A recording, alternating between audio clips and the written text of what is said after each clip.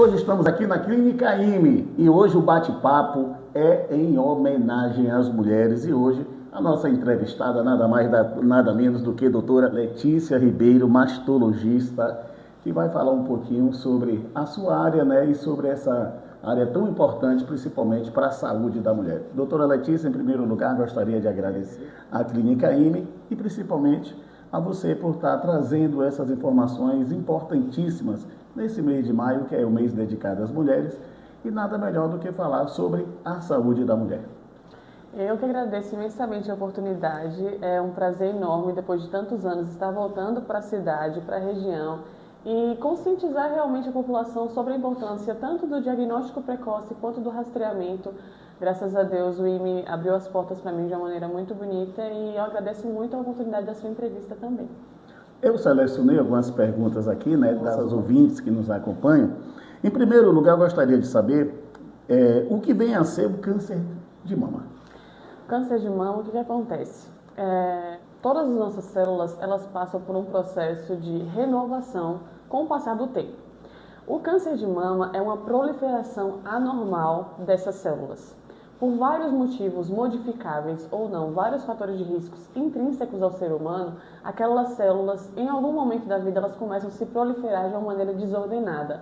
E isso faz com que prolifere e passe diretamente para outros órgãos se isso não for tratado adequadamente. Então, o câncer nada mais é do que uma ação anormal de células que antes eram normais. Ok. Agora uma pergunta, né, que às vezes a mulherada fica aí, né, meio cismada. A partir de que idade a mulher precisa se preocupar com a prevenção? Eu falo sempre para as pacientes que o autoexame ele é muito importante. Eu não gosto nem tanto da palavra autoexame, eu prefiro autoconhecimento e autocuidado. Porque não existe pessoa melhor para conhecer o próprio corpo do que nós mesmos. Então, muitas vezes as pacientes elas chegam para a gente, doutora, eu estava tomando banho, passei o sabonete ou algo do tipo e não tem alguma coisa diferente da mama, independentemente da idade. O rastreamento para a população geral, ele é preconizado pela Sociedade Brasileira de Mastologia, pela Febrasgo e pela Sociedade Brasileira de Radiologia a partir dos 40 anos até os 74 anos de idade, de maneira anual, ou seja, uma vez por ano. A partir dessa idade, a gente vai particularizar em relação ao paciente, comorbidades, indicações e fatores de risco. Mas, a princípio, é 40 a 74 anos de idade, de forma anual. No entanto, o autocuidado, o autoconhecimento, ele é importante em todas as faixas etárias. Ok. Tem uma pergunta da nossa amiga, né, Isabel Lopes. Não sei se dá para entender quem é, né, minha digníssima esposa. Ela quer saber o seguinte: o que pode causar o câncer de mama? O principal fator de risco é ser mulher. Muita gente acha que isso é óbvio. Fala, doutora, mas só mulher tem câncer de mama. Não. Homem também pode ter câncer de mama. Fiz residência no hospital de referência, no Alixis Maltês, e a cada mês a gente atendia em torno de 6 a 8 homens com câncer de mama. Infelizmente, eles já chegam com um estágio um pouco avançado, porque o homem por si só já negligencia mais a saúde. E ele nunca acha que vai ter câncer de mama. No entanto, mais de 90% dos cânceres realmente eles são causados em mulheres. O principal fator de risco é ser mulher. E existem dois grandes grupos que a gente vai dividir: fatores de risco modificáveis e não modificáveis. Os não modificáveis são aqueles que a gente não pode realmente moldar, não pode gerir. São fatores intrínsecos ao ser humano. Por exemplo, fatores genéticos. Tem paciente minha que tem 6, 7 familiares de primeiro grau que tiveram câncer de mama. E essa questão genética realmente é algo que a gente não pode moldar. Síndromes genéticas, principalmente alterações do gene BRCA1 e BRCA2, que aumentam em mais de 80% a chance dessa mulher ter câncer de mama. E alguns fatores, por exemplo, pacientes que possuem algumas outras síndromes genéticas, a idade, com o passar do tempo, é algo que a gente não pode modificar e a partir dos 40, 45 anos a chance cresce bastante. Existem também os fatores modificáveis, que eu bato na tecla direto com as minhas pacientes no consultório: obesidade, sedentarismo, dieta rica em industrializados, alimentos muito fermentados, ausência de atividade física. Eu sempre falo com elas: faça atividade física, tabagismo e etilismo. É comprovado, tem um estudo em inglês muito interessante que diz que a atividade física, pelo menos 30 minutos por 5 vezes na semana, associada a uma dieta rica em verduras e frutas, ela diminui em até 44% a chance da mulher desenvolver câncer de mama. Então, todas essas coisas que a gente pode modificar, eu trabalho muito com as minhas pacientes no consultório para que a gente possa ter um estilo de vida saudável, não só em relação ao câncer de mama, porque eventos cardiovasculares diversos como AVC, infarto, outros tipos de câncer podem ser evitados através de um estilo de vida saudável. Então, nesse caso aí, o câncer de mama pode ser prevenido, desde que tome todos esses cuidados e siga esses requisitos, né? Como sempre, todos os médicos falam, exercício físico, controle na boca, alimentação.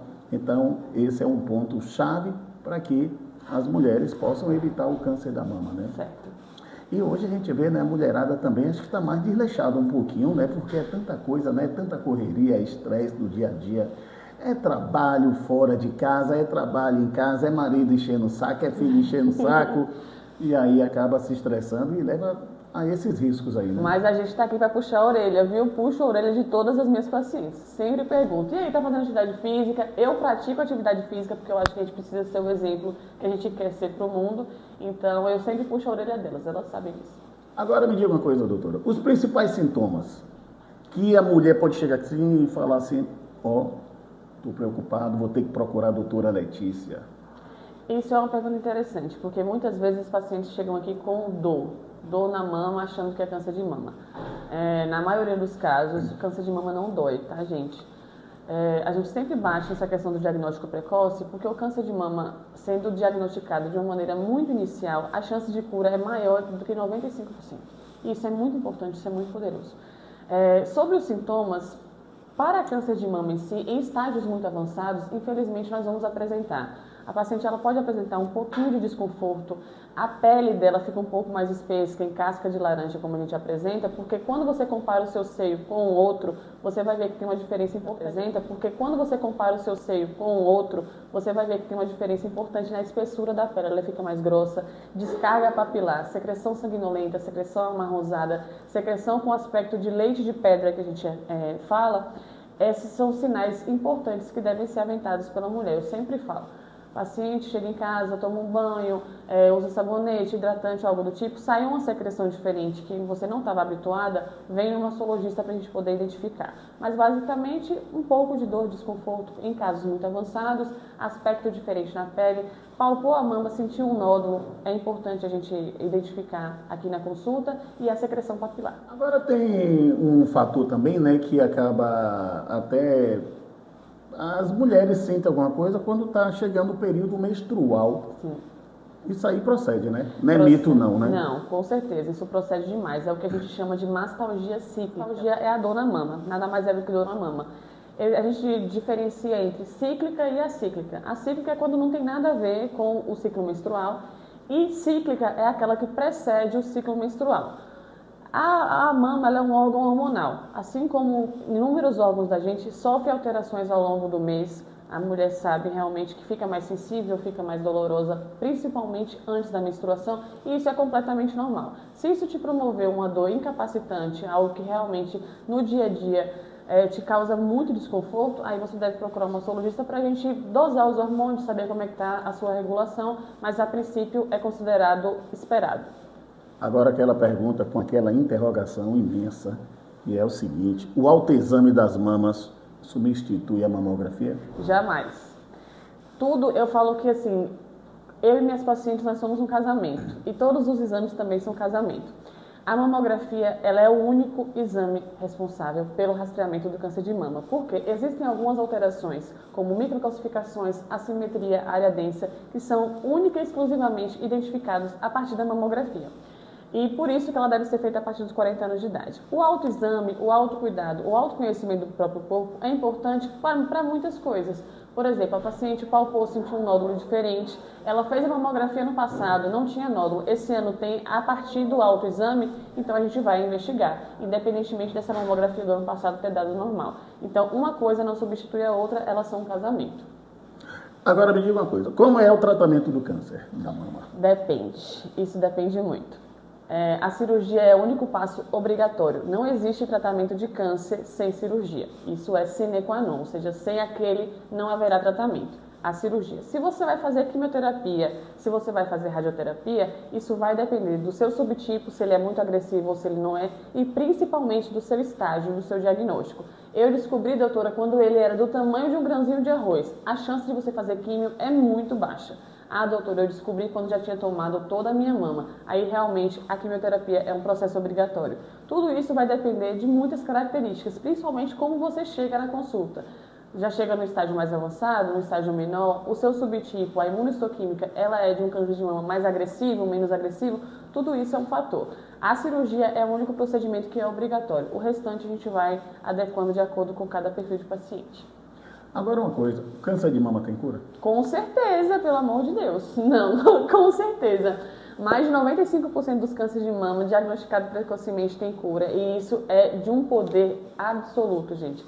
Eu trabalhei no hospital de referência, no Hospital Aristides Maltês, fiz residência lá. E assim, a maioria esmagadora dos nossos pacientes, elas ficavam bem. Eu quero desmistificar isso na cabeça de vocês, achando que câncer de mama é o fim do mundo. Eu sei que naquele momento do diagnóstico, parece que o chão se abre e que você não vai ter mais solução. No entanto, a gente está aqui para a gente enxergar junto a luz no fim do túnel. E você vai ver que vai ser só uma fase na sua vida que vai passar e você vai vencer. O tratamento, quando a pessoa já chega naquela fase de cirurgia, esse negócio todo aí, leva em quanto tempo assim, mais ou menos?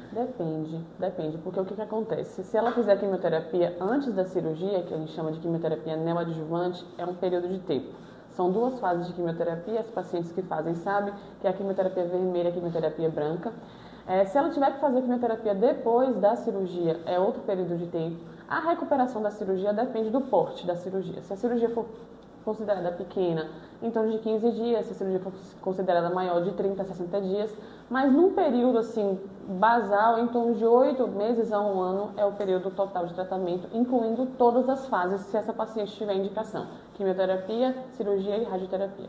Agora, eu tenho percebido, doutora, que na grande maioria das mulheres que são diagnosticadas com câncer de mama, elas buscam muito assim o afastamento, principalmente com o marido, né?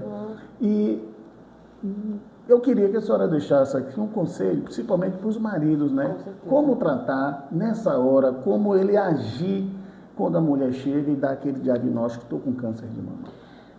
Eu faço muita comparação, porque assim, eu sempre tive muito contato com vários colegas que são urologistas, né?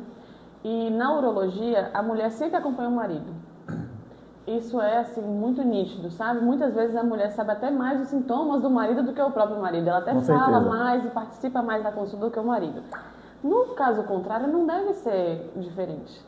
É tão bonito, gente, você ver um esposo, um irmão, um pai que está acompanhando a sua familiar naquele momento de dor, que vai passar. E é muito mais bonito ainda você ver aquela família vencer junto. Eu tenho esposos de pacientes minhas em Salvador que eram verdadeiros parceiros, assim, os filhos maravilhosos também, que cuidavam de tudo, tinham tudo anotado, trazia todos os exames. Isso é muito poderoso. Durante a dificuldade, quando o seu casamento, quando a sua relação familiar, ela é provada, porque nos dias fáceis é tudo muito bom. Então, mostre realmente o valor da sua união, do seu casamento, daquilo que é realmente importante, do seu amor pela sua parceira nesse momento de doença. Porque um dia pode ser você, outro dia pode ser ela, e isso vai acontecer como um processo natural da vida. As pessoas adoecem e elas se curam e elas vencem. Então não pense isso como o fim do mundo. Vai dar tudo certo e esteja junto dela, por favor. Então, vai o recado aí, endossando aqui. Ó, mulher não é só na hora que tá tudo filé não, viu? Na hora que precisa, tem que chegar junto. Do seu casamento, daquilo que é realmente importante, do seu amor pela sua parceira nesse momento de doença. Porque um dia pode ser você, outro dia pode ser ela, e isso vai acontecer como um processo natural da vida. As pessoas adoecem e elas se curam e elas vencem. Então não pense isso como o fim do mundo. Vai dar tudo certo e esteja junto dela, por favor. Então, vai o recado aí, endossando aqui. Ó, mulher não é só na hora que tá tudo filé não, viu? Na hora que precisa, tem que chegar junto e abraçá-la e falar: estamos juntos, vamos nessa e vamos vencer. Doutora, agora a senhora me falou aí a respeito dos homens. Eu fiquei um pouco preocupado. E o homem, para ele saber se tem algum sintoma, porque o homem é relaxado mesmo. É relaxadíssimo. E isso é terrível, porque assim, muitas vezes o homem ele já não acha que vai ter doença. Câncer de mama, então esqueça. Já não cuida da próstata, quanto menos da mama. Aí o que acontece? Às vezes ele acha que foi um pelo que encravou, criou ferida e deixa passar. Às vezes está trabalhando, teve um trauma na mama, acha, tem um caroço aqui porque eu estava trabalhando na zona rural, tive um trauma e é isso mesmo. E aí quando ele chega pra gente, ele já chega no estágio muito avançado. Já chega com comprometimento em outros órgãos. E isso é, assim, gente, tão evitável, tão evitável. Se o homem ele tiver o processo de autoconhecimento, a mesma coisa que eu indico para as minhas pacientes. Notou uma coisa diferente, notou que está saindo uma secreção, o meu seio aumentou, não era assim. Muitas vezes o paciente ele ganha um pezinho, o seio cresce de uma maneira demasiada. Então, vem pra gente, que a gente vai fazer o diagnóstico. E se não for também, a gente vai tratar. Às vezes é uma desordem hormonal que o paciente possui uma ginecomastia, que é o aumento considerável da mama de uma maneira benigna. Então, tudo isso tem que ser aventado. Outra coisa importante, isso vai para as mulheres.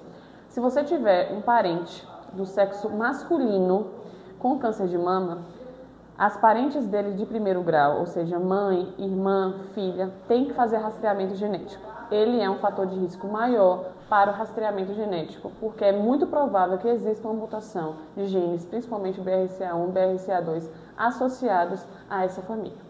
Ok. Então tá aí, gente, hoje o nosso bate-papo foi com a doutora Letícia Ribeiro, mastologista.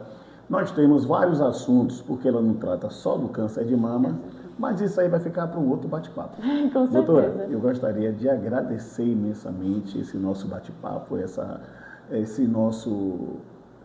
nossa maneira, né, de levar principalmente aos nossos ouvintes, aos nossos internautas, essa coisa bonita chamada saúde, principalmente saúde da mulher, né, porque é muito importante, porque sem vocês, com certeza, nós homens somos praticamente nada. E gostaria que a senhora deixasse o nosso recadinho final e falando um pouquinho da clínica IME, né? Sim. Que tem equipamentos, né, de primeiríssima qualidade, né? São equipamentos que você pode fazer o seu diagnóstico e ficar segura. Perfeito. Ok? Gente, como vocês sabem, meu nome é Letícia Ribeiro, eu sou médica mastologista, fiz faculdade de medicina na UESB em Vitória da Conquista, fiz residência de cirurgia geral no Hospital Geral Roberto Santos e, por fim, residência de mastologia no Hospital Aristides Maltês. É com um prazer inenarrável que eu retorno para a nossa região. Eu estou atendendo aqui em Brumado, em Paramirim, e foi, assim, uma surpresa enorme e uma felicidade imensa, assim, abrir as portas do IME, graças a Deus. Temos uma equipe maravilhosa, várias tecnologias, um centro cirúrgico super equipado, uma enfermaria prontíssima para te receber, e o que você precisar, a gente vai estar aqui à disposição. Eu agradeço demais. Vamos desmistificar o câncer de mama, fazer o rastreamento e cuidar da mama como um todo. Beijo. Alberto Lopes, Rádio Web, falando de saúde. Valeu? Venha com a gente.